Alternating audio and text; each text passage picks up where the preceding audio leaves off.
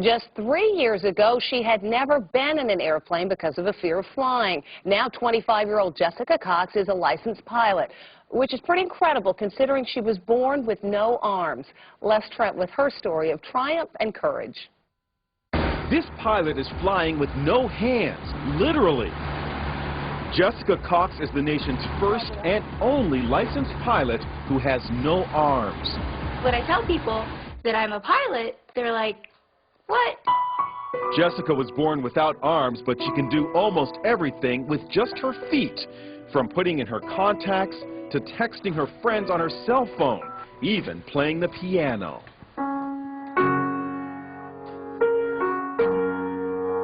Jessica has a black belt in Taekwondo.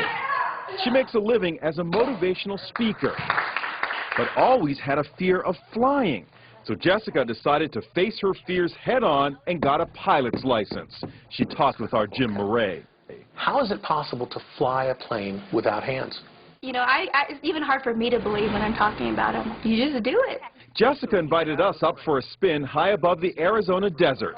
Her lucky flying shirt reads, "Look, Ma, no hands." She showed us how she controls her plane. And I would have my right foot right here on the yoke, and my left foot here on the throttle. And I'm using my big toe to push on the push-to-talk switch. So you feel perfectly safe? I do, yes.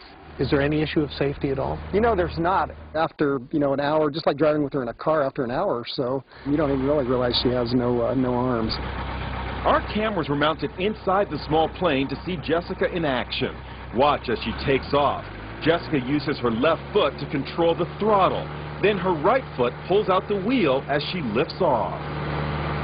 It looks scary, but she does it like a pro. And watch, after she makes a picture-perfect landing, she stretches her leg and opens the cockpit windows. How was the flight? That was fun.